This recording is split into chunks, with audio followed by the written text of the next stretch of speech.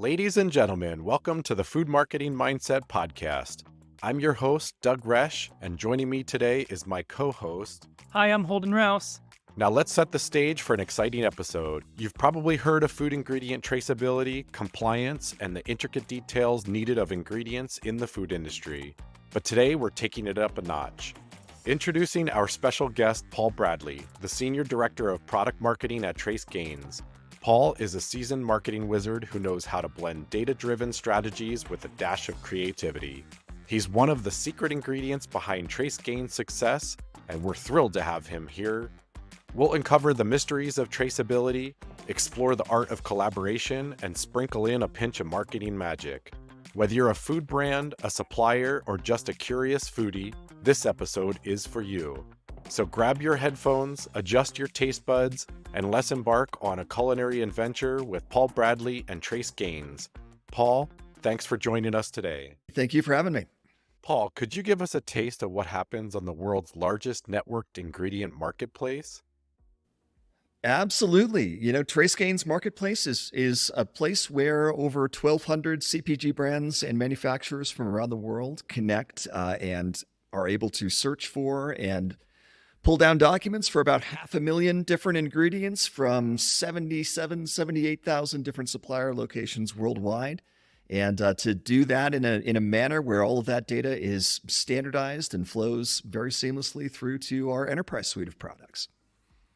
That is a lot of companies, actually. 78,000? It's a lot. Yeah, it's about 78,000 supplier locations, and that's really important because we actually work at the location level. That's about, I'd say, around 30,000 probably separate supplier entities that sit behind us. That's still big numbers. A lot. Yeah. Yeah. Wow. So, I guess going off of that, what benefits does the traceability provide for both the suppliers and the brands using TraceGains? Oh man, yeah. Traceability is the first thing I'll say about that is, we'll talk about this more today, I'm sure, but traceability is a team effort, right? I mean, this is something that the whole industry is going to be coming together on, whether it likes it or not, over the next few years. And then there's such a convergence of factors that are making that happen. I think it's beyond even a simple, kind of cost benefit analysis at this point. You kind of pick your poison. Do you want to talk about food safety and FSMA and the rule for traceability, or do you want to talk about Scope 3 carbon emissions, or are you operating in the EU where you need to be thinking about deforestation regulations, or are you concerned about forced labor or child labor in the supply chain? Are you concerned about putting your best foot forward with consumers? All of these things are pushing us into this environment where I think brands and their suppliers, I use this word on purpose, don't be squeamish, but brands and suppliers need to become a lot more intimate with one another. And that's a big part of what we are out there helping to create and change that we're trying to help create in the industry. That's some great insights. And I think, obviously the intimacy and the traceability, that's obviously something that will matter. So how does TraceGains ensure that ingredients are tracked from their original, from, I guess, their origins to the final product? Yeah, well, like I said, that really is something where I think a lot of entities are coming together now and are going to have to come together across those different domains that I mentioned, because each of those requires slightly different things. Fundamentally, what TraceGains does and has always done is that we are the platform that allows a CPG brand, for example, to pull down all kinds of information that it needs from its suppliers surrounding its ingredients and the materials that it sources. And when you start to think about the origin of those materials, when you start to think about certifications surrounding some of those things that I talked about, and the data that needs to flow through, it's kind of just another flavor of that. And our goal is to really be that platform, almost kind of an agnostic platform, that can work with the various partner organizations out there in the world that are helping to bring that data together. Right now, a big focus for for us around that is different domains of sustainability.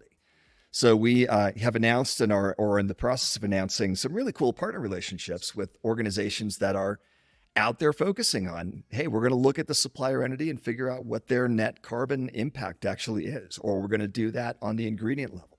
Or we're going to go and work with auditors to look at the labor conditions, right, that are happening in different facilities around the world and be able to bring that data in. So our role increasingly is kind of aggregating the aggregators of that material and being able to bring forward the things that are meaningful to the different brands that we're working with. And honestly, everybody's kind of at a different spot in that journey right now.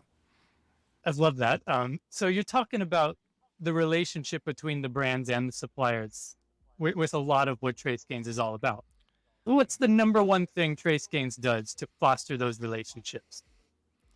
Yeah, totally. I mean, the number one thing for us, and it's the kind of the thing we go to bed thinking about at night and wake up thinking about in the morning, is our network. It's the ecosystem that we've created.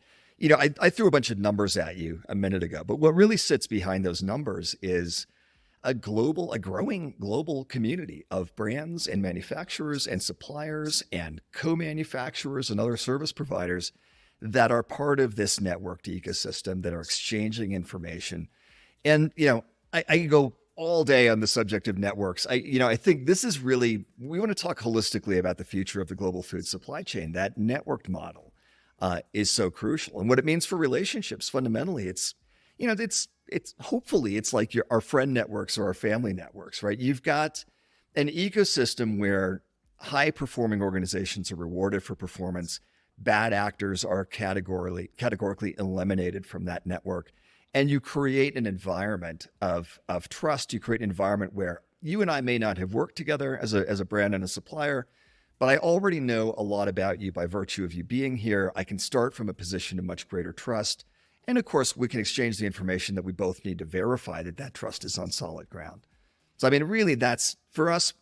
All the great functionality and bells and whistles is cool, but without that networked ecosystem at the heart of it, that's stuff. And Paul, can you enlighten us a little bit? I think it's the TraceGains Gather program that seems to be a game changer from what I've read on your website.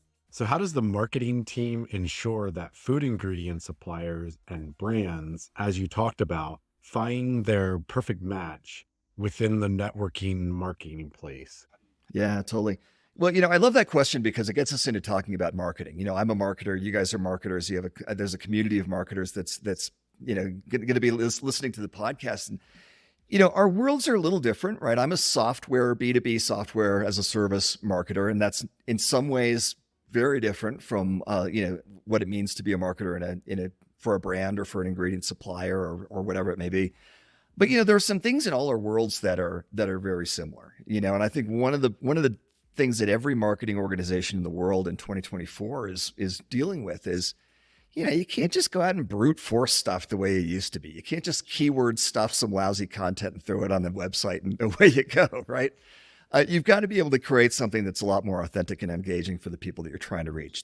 That's what TraceGains Gather is. About a year ago, a little more than a year ago, we made a big decision as an organization, which is the TraceGains marketplace had been around for a long time, but it was a closed ecosystem for our customers and their suppliers. We decided to open that up to the world. So anybody can now go to gather.tracegains.com and search for material that they're trying to source.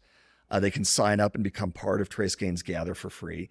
And that was a big part of us saying, you know what, we're just going to put our money where our mouth is. We're going to open ourselves up to the community that we serve. We're going to invite people to come and be part of this.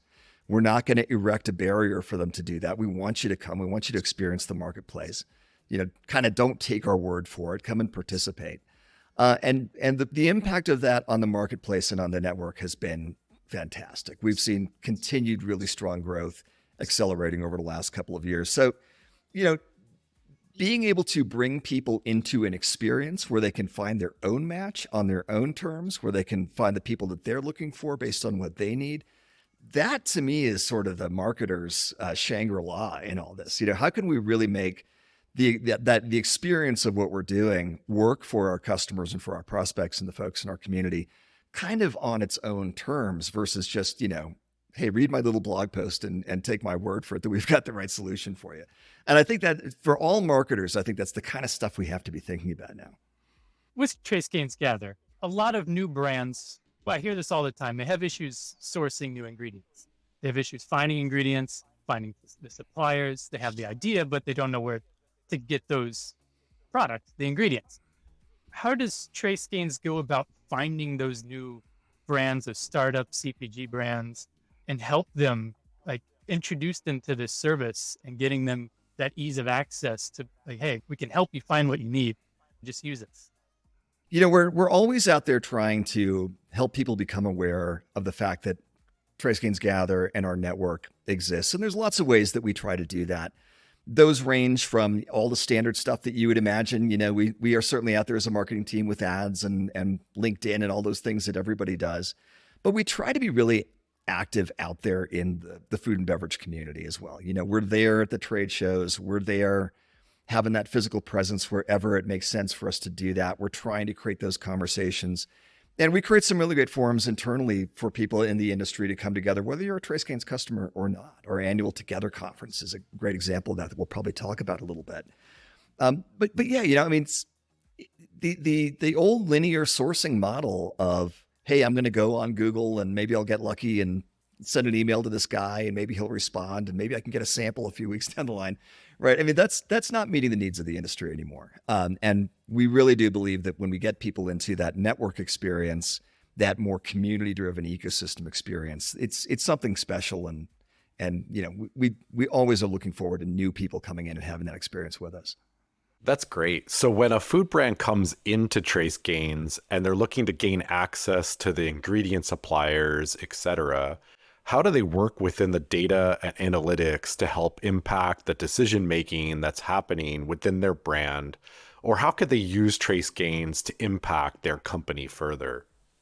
Yeah, for sure. So, from the standpoint of TraceGains Gather and the networked ingredients marketplace, there are some things that are very different about that environment. And one of the key aspects there is that we're working at that ingredient level, and we are really providing instant access to fairly specific and technical data around the ingredients that are out there.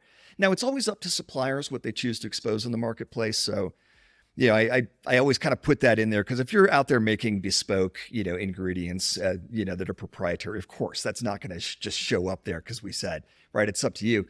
But what suppliers eventually I think discover on TraceGains Network is that if you are transparent, you put some specification data up there and you put your allergen statements and things that people can go and grab, it just takes time out of that process. I, as a R&D guy, can very, very quickly understand, does this material potentially work for me before I even have to necessarily go out and engage with that supplier and drive a conversation with them. So it's kind of like turbocharging that process of finding what you need, finding the information surrounding it that you need to qualify it, being able to qualify that supplier, whether that's just down to nuts and bolts of country of origin, or whether that's, I want to look at some global intelligence data and relate to, has this guy had some issues that I want to be aware of?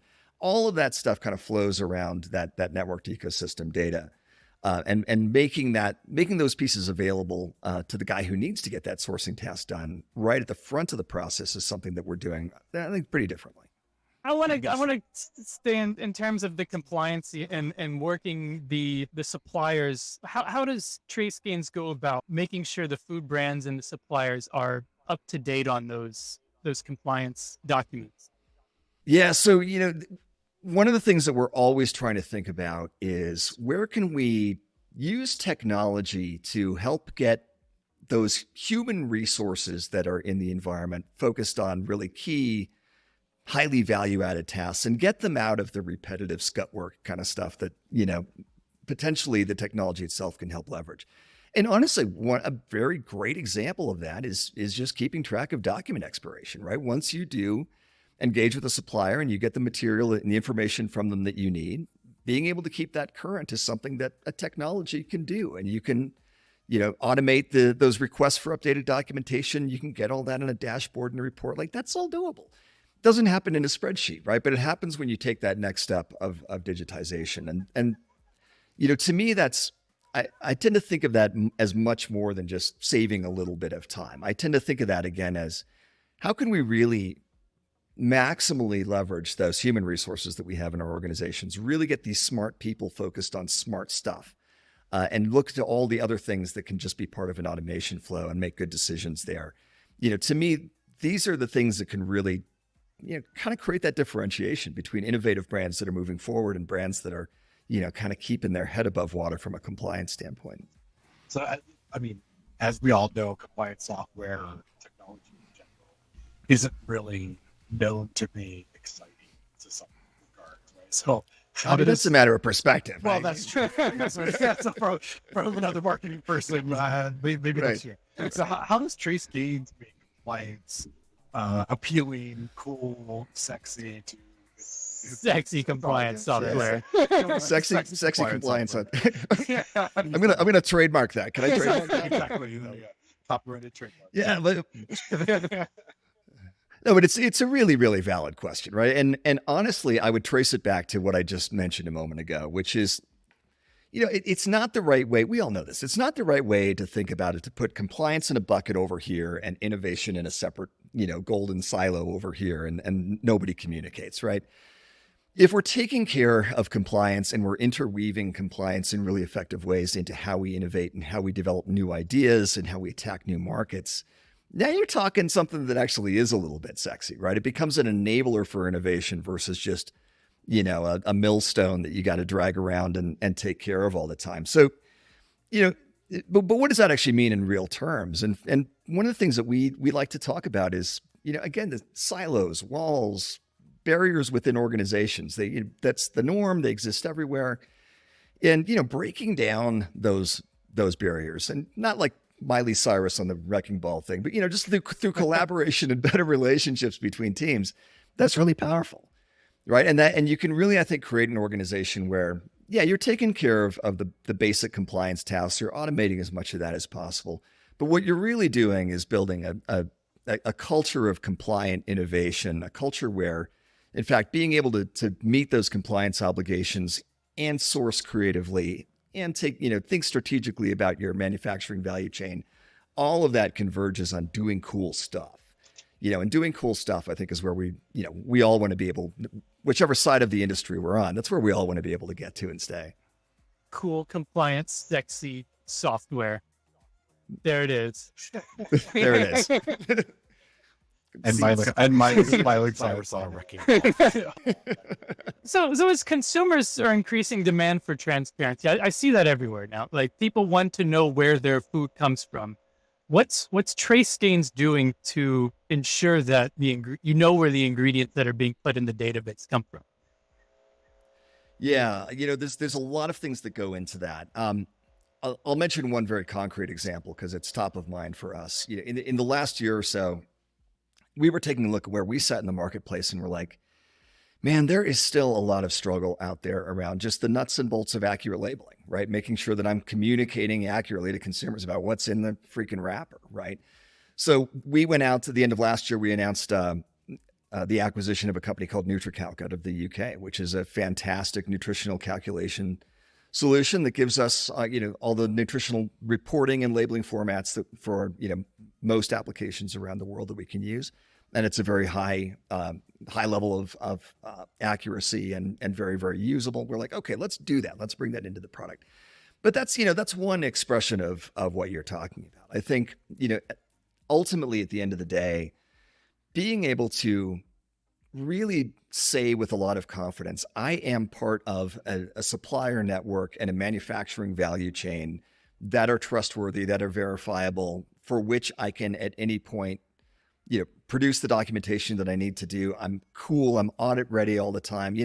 Just getting to that basic piece is a lot, but it is absolutely achievable. And there's a subtle brand equity that comes with just not screwing up, and being that reliable go-to, product year after year after year. And, I think that's how you ultimately build that, is just putting that all together, keeping it all together, and leveraging technology of various kinds, not just TraceGains, but, leveraging technology in smart ways around the organization to keep that running and do it efficiently. So talking about leveraging technology, you brought up a little bit ago about innovation as well. How can brands use technology and tools like TraceGains and other software programs, as you may know? How can they streamline their new product development process through that system, whether it's Gather or this new nutritional ingredient program? How do you leverage that? It's fun because it's one of those things where I'd love to be like, well, here's the thunderbolt. You just do this and then everything comes together, but the reality is, as we're kind of talking about, this is a complex business, and it really has to do, I think really streamlining innovation has to do with looking holistically from the point that you're ideating something to the point that you're, starting the process of developing that material to the point that you're actually commercializing that, moving into production. And all along the way, there are little things that you can do, right? We've already talked about sourcing more efficiently, getting more quickly to documents, being connected to suppliers via a network so that documentation and sample requests can move quickly. But part of what we do that we is just so cool and it's so fun to talk about is when you actually get into formulation, right? You're developing recipes, you're working out the physical product. In the old days, you guys know, I mean, the norm forever was, okay, I come up with an idea, I slap together a recipe, I put something together on the bench, maybe I schlep it out to a lab to get the nutritionals done, and it fell apart. Okay. And you work through this product, and that's fine, right? I mean, that's how I cook at home. But the reality is but that can be slow, that can be expensive, and that can take a long time. And if you're changing materials, that can take even longer. The reality is you can do more and more now with digital simulation inside of the software. I can tweak those variables and I can see where that's going to come out, and I can calculate nutritionals on the fly. Now, you're still going to create physical product, but what if I'm creating that once or twice at the end of an iteration cycle versus having to create it every single step of the way, right? So, again, you have some things there that allow you to compress timelines and move a little faster. And, we have some terrific customers that have, that have given us information to say, hey, we have actually cut our net time to market in half. We have actually done better than that in a few cases just by pulling together all of these, I won't say little, they're not really little, but a series of meaningful improvements that really add up to a much, much faster path to market in the end. I geek out on that stuff if you can't tell. That was that's the awesome. I love that. full geek out mode. Holden's been on the bench, so maybe he can speak. Yeah, on it yeah. a I little think bit. as a product developer in the industry, having TraceGains be that tool to find what you need when honestly a typical search engine's not cutting it. If you type in, I need organic brown sugar, you're going to get Amazon and Google ads like crazy. You're not going to find the right supplier you need to develop your product. But with TraceGains, that's all you're going to get. You're only going to get the right choices. And that's what I love about it. And that comes for us from from listening to folks like you, right? It's listening to the industry and folks saying, yeah, this. I go out to Google, I'm going to get a million consumer-oriented responses back, but I don't only need this product. I need a specific granularity. I need a specific moisture content. I got to get going here, man. Right? Being able to respond to that is everything to do with how we've developed that network over time. But it's been guided by you, and it's been guided by our customers and users. Yeah. I mean, what would be one of your favorite success stories that you've heard through working with different brands and product developers? I will cite a contract manufacturer that we work with. I'm going to skip. I'm not going to use anybody's actual identity here, but to protect the innocent or the guilty, I'm not sure. But a great contract manufacturer that we work with very closely. They've helped us enormously in guiding what we do, and we love to engage our customers in our development process. But they've got a big footprint in barbecue sauce, which now that sounds really weird now I say it that way, but. One of their challenges is kind of what we just talked about, right? It's being able to get appropriate fill levels so that when you've got the stuff running through the factory at high speed, right? You've got the consistency that you need for that product in the bottle, and it's predictable, and it's all that good stuff that goes way beyond me. And the classic deal, they would in the old days they would try something and they would do a fill test, and they'd try something and they do a fill test. And this could be 40 or 50 iterations of that to really get that dialed in. Now that all happens in digital simulation. The fill test happens at the end of the process as a confirmatory step in a way that they go. Again, that's not. We're back to not very sexy stuff, right? We're talking about fill levels in plastic bottles. But man, if that's the organization and you are responding to a customer and you're being able to come back with product that meets their needs and gets them to market, and you're able to do that in a few days instead of a few weeks. That's a big deal. That's a big differentiator for you in that market. And we love being able to enable that. That's amazing. I think getting back into some sexiness here, as a fellow marketer, I'd like to talk a little bit about brand narratives, right? So every brand, you have the opportunity of building this unique story and this proposition of value. How do you think Trace Gains has done, or have you done this yourself, building a crafting, compelling story that build this brand? All of this leveraging some of Yeah. the success stories, et cetera, that you guys have done. How do how do you put all of these pieces together into a narrative that works best for transparency? I think that's such a crucial question. And again, this is one where I think all marketers in one way or another are dealing with this in their own way. I think for us and our team talks, believe me, we talk about this. Like this is something that we're always kind of soul searching on. And, when we go out for beers, this is where the conversation always winds up. And I think a lot of it has to do with really having a point of view, right? Really having a perspective. And when I say point of view, I don't just mean like a value prop. I mean like a view of the industry, a view of what's important, a view of what's meaningful, and a sense of what kind of change in the industry we want to be part of. A little over a year ago, we actually published a manifesto. It's on our website. You can go and read it. And really talking about things that we felt were valuable or that we felt were important, necessary pivots for food and beverage and for the industry as a whole.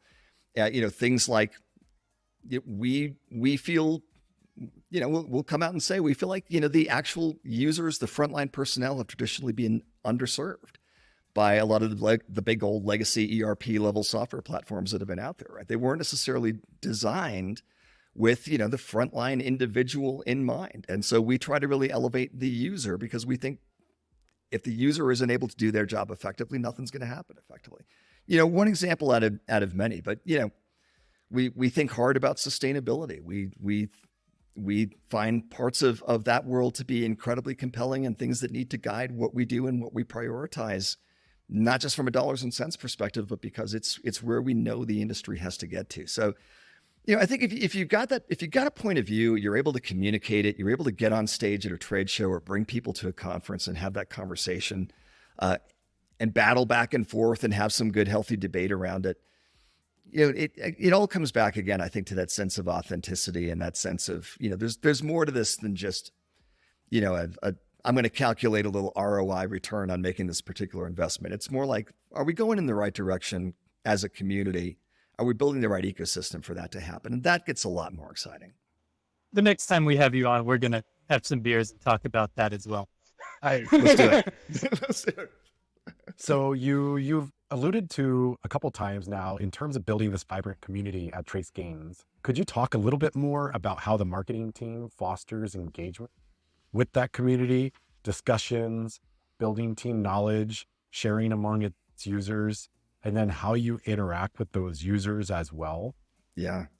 Well, and it's super important for us because, like I kind of alluded to earlier, I mean, look, I've been in technology for, I'm going to say, a long ass time. I mean, for more than 25 years. But I am not a food scientist. I am not, a quality and compliance guy. I'm not a microbiologist. These are not the areas where I have deep firsthand expertise. We get that from building strong relationships with our customers and with our users. And so we look for a lot of different opportunities to do that. A key piece of that certainly is our annual Together conference, which I mentioned earlier, which has had fantastic growth over the last several years. It's a virtual conference that happens over 2 or 3 days, depending on the roster. We had about 1,500 people attend that last year, or actually earlier this year in January. And we're able to foster a two-way conversation with both our customer community and just interested people who are out there around the industry or following the industry and who want to come and be part of that. We have added to that this year to have in-person get-togethers around the country. We just did one. Actually, we have one this week in Chicago. I'll be flying to London to do one in a couple of weeks. So that we're on the ground in the environment, actually hearing from people. And then, in addition to a number of other things, we really do very intentionally engage customer working groups and advisory committees for a lot of the stuff that we need to navigate. That's, people getting together to talk about what the product needs to do to be better at handling food content, surface packaging problems, to regulatory arenas, to, the big topic of sustainability, to, again, customers who work with us very, very closely on actual development and design for the product. So all those different arenas, wherever there's an opportunity for us to directly engage, pull someone into a conversation, or just, put feet on the ground, in an environment where our customers are, where users or the community is, we're trying to do that. It sounds like we should have waited a couple of weeks from now, and we could have done this in one day. Yeah. It's not too In late. person, It's not but, too late. there you go. And get some beers there too. Yeah, exactly. Head to the pub. As someone that's been a product developer and having to deal with regulatory compliance is the nightmare of my life in general, how does TraceGains Gather help brands navigate the complex regulatory landscape? Yeah. TraceGains Gather for sure, but really our entire enterprise, set of products kind of aligns around this. Here's one of the places where I feel like the kind of traditional, legacy large enterprise software world, I'm thinking the ERP kind of, domains, but kind of the PLM world too, where that kind of really hasn't, I think, served the user community that you've been part of, or that our customers are part of. Is there's always been this tendency to kind of say, well, we're going to talk about suppliers as businesses, and we're going to talk about SKU level stuff, and then everything else is blah, blah, blah, blah, blah. Whereas regulation as it functions out there, especially food safety regulation, but increasingly sustainability regulation, especially in the EU, you've got to be able to think about suppliers at a location level. You've got to be able to think about material at a lot level. You've got to be able to actually get down to the point of this stuff on this loading dock, which came off of this truck from this place, is in spec or out of spec, is compliant or not compliant. And by the way, I know where it was cultivated, and I know, in the event of an issue, I can trace it to that, or I can, again, for our friends in Europe, which is a bigger and bigger part of our business, that stuff's no joke, man. You've got to be able to actually very clearly demonstrate that certain categories of material did not come from a cultivation environment that resulted in forestation loss, right? But that is really getting down to, again, locations, distinct items, actual lots of material that are moving through the supply chain, and being able to manage things at that level. So, we from the get-go knew that we needed to architect our system around that set of needs. And that's some complicated stuff, dude. It's taken a lot of continued work over and a lot of great customer input over the years to really get that dialed in. But, we are very, very proud at this point, I think, of having a solution that we feel is, a truly comprehensive tool for addressing those regulatory requirements at the level that those requirements actually function. And having a tool that is actually purpose built from the ground up, from that level of detail, to be able to manage that, and to do it in a world that's just getting more complex. I mean, at our last customer get together, I asked the question, how many of you have fewer suppliers in your network now than you did 4 years ago? And of course, not a single hand goes up. Everybody has more. Everybody's got a more complex supplier network. Increasingly, everybody's got a more complex manufacturing value chain, more outsourcing, more handoffs within just the actual manufacturing part of the aspect of the process. So, you got to embrace that complexity. You got to lean into it. I think we've been doing that for a long time. And, it's as that complexity increases and as the regulatory hand gets heavier in some markets, we're there for that. I think the paperwork involved in brands building their businesses is incredibly difficult, right? It's not easy. No, not at all. It's kind of, and this isn't to criticize things like safety regulation, because we need those, right? Like, don't get me wrong. That's not where I'm coming from here. But yeah, the complexity of managing that becomes a restriction on innovation, right? I mean, that is you guys know, that's a huge barrier for food startups. You've got a great idea. You've got a cool product in mind. You've got something that really could be transformative. People want it. It's exciting. And then you look at what you've got to do just to get over the initial compliance hurdle. And it's like, maybe not. Right. The thing is that is TraceGains seeing a niche, build a business opportunity around it, right? And yeah, we want to be part of the solution for that. I mean, that's so us. And again, coming back to that point of view and values, and that's meaningful. That's those small brands, I think, are the big engines of innovation in the industry. We want to help make that happen. And I think the tools that you've built seem like they're able to monitor and build these high standards around paperwork, ingredient specifications.